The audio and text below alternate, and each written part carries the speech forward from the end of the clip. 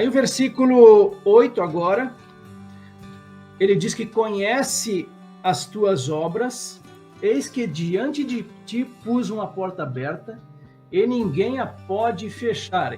Será que essa porta é a porta da salvação que ele está abrindo para essa igreja? Ou seria a porta do evangelho? Aí quando a gente vai pesquisar sobre isso, sobre portas abertas, a gente vai ver mais para esse lado aí, a porta do evangelho mesmo. Lá em Atos capítulo 14, versículo 27 e 28, vai dizer assim, quando chegaram, aqui falando de Paulo e Barnabé durante a primeira viagem missionária, eles vão chegar a Antioquia, reuniram a igreja e relataram tudo o que Deus havia feito com eles e como tinha aberto aos gentios a porta da fé. E permaneceram muito tempo com os discípulos. Lá em Colossenses capítulo 4, versículos 13 e 4, ao mesmo tempo, orem também por nós, para que Deus nos abra uma porta à palavra, a fim de falarmos do mistério de Cristo, pelo qual também estou algemado. Orem para que eu torne esse mistério conhecido, como me cumpre fazer. 2 Coríntios capítulo 2, versículo 12, quando cheguei a Troade, Paulo, para pregar o evangelho de Cristo, vi que uma porta se havia aberto para mim no Senhor. Então, possivelmente também uma porta para a pregação do evangelho. E lá em 1 Coríntios capítulo 16, versículos 8 e 9, mas ficarei em Éfeso, aqui Paulo, até o Pentecostes, porque uma porta grande e oportuna para o trabalho se abriu para mim, e há muitos adversários. Então aqui certamente essa porta grande e oportuna é para a pregação do evangelho, porque aqui fala, há muitos adversários. Ainda dentro do versículo 8, tenho pouca força. Isso aqui é muito peculiar nossa. Ele falou que essa igreja ela tinha pouca força, nós também temos pouca força. O ser humano em si ele é fraco. Então, dentro desse contexto, falando sobre isso, eu vou aproveitar essas duas passagens aqui, lá em 2 Coríntios, capítulo 12, versículos 9 e 10. E disse-me, a minha graça te basta, porque o meu poder se aperfeiçoa na fraqueza. De boa vontade, pois, me gloriarei nas minhas fraquezas, para que em mim habite o poder de Cristo.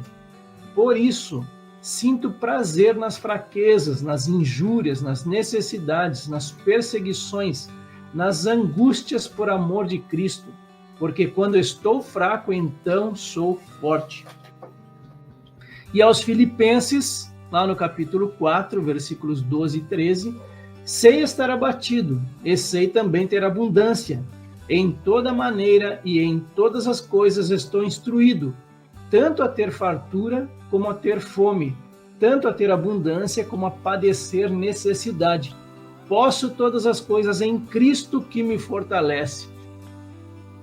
Ainda dentro do versículo 8, guardaste a minha palavra. E o que a gente encontra sobre isso? Parece tão fácil, Guardou a palavra do Senhor. Ela vivia em perseguição também, essa igreja. João capítulo 14, versículo 21. Aquele que tem os meus mandamentos e os guarda, esse é o que me ama. E aquele que me ama será amado de meu Pai, e eu o amarei e me manifestarei a ele. E fechando o versículo 8, e não negaste o meu nome. Eu começo com Judas, no versículo 4, porque se introduziram alguns que já antes estavam escritos para este mesmo juízo, homens ímpios que convertem em dissolução a graça de Deus e negam a Deus, único dominador e Senhor nosso, Jesus Cristo. Aqui ele falando sobre os ímpios e falsos mestres, e essas pessoas eles negavam a Deus e também negavam a Cristo. Provérbios capítulo 30, versículo 7 ao 9, aqui Provérbios de Agur. Duas coisas te peço, ó Deus. Não recuse o meu pedido antes que eu morra. Afasta de mim a falsidade e a mentira. Não me des nem a pobreza, nem a riqueza. Dá-me o pão que me for necessário, para não acontecer que, estando eu farto, te negue e diga: quem é o Senhor? Ou que empobrecido venha a furtar e profane o nome de Deus.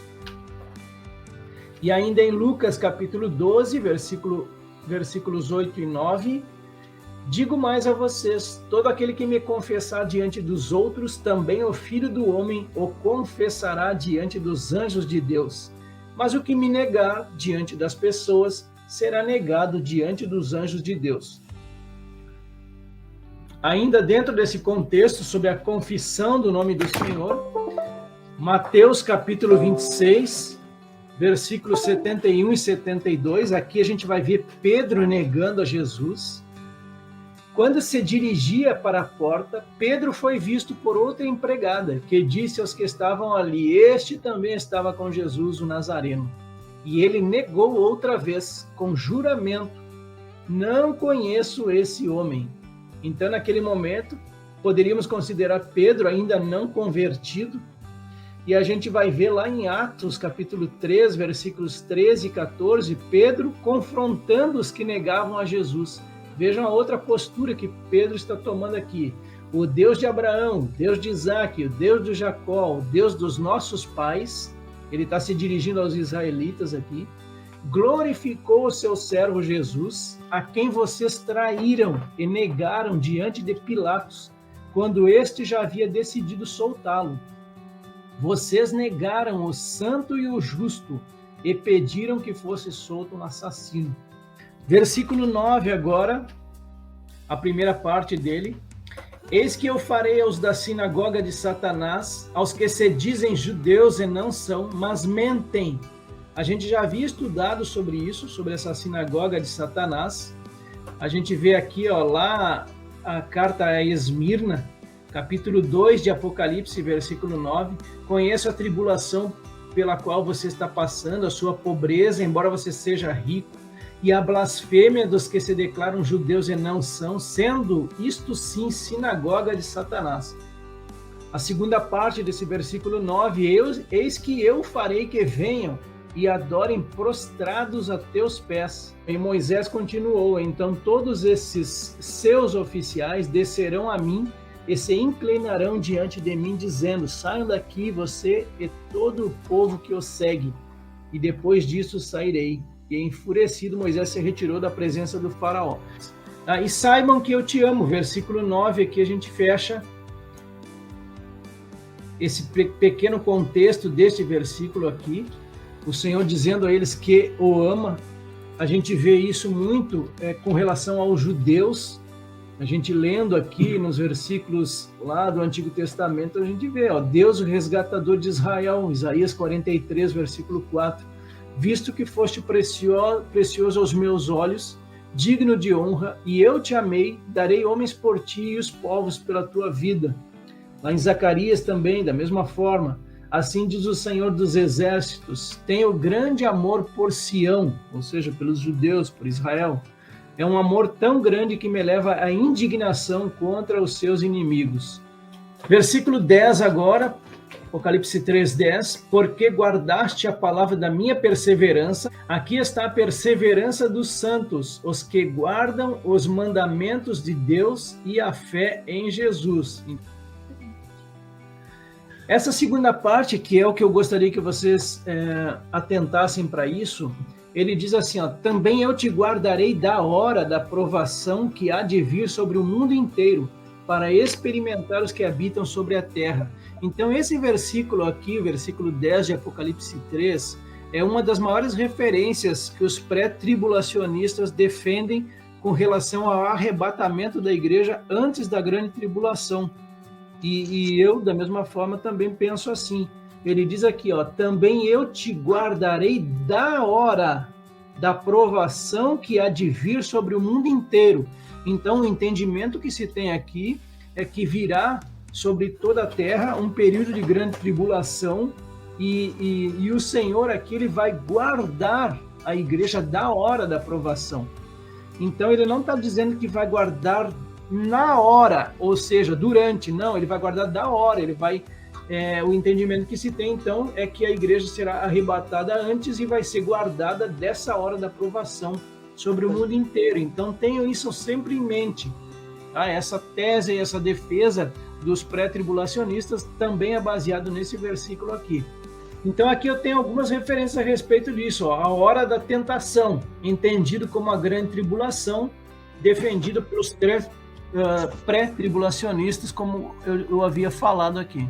Mas aqui vou começar com Daniel capítulo 12, versículo 1. Nesse tempo se levantará Miguel, o grande príncipe, o defensor dos filhos do povo de Deus, e haverá tempo de angústia como nunca houve, desde que existem nações até aquele tempo. Mas naquele tempo o povo de Deus será salvo, todo aquele que for achado inscrito no livro. Zacarias capítulo 13, versículo 8 e 9, falando da grande tribulação também. Em toda a terra, diz o Senhor, 2/3 dela serão eliminados e morrerão, mas 1/3 parte irá sobreviver. Farei essa 1/3 parte passar pelo fogo e a purificarei como se purifica a prata e a provarei como se prova o ouro.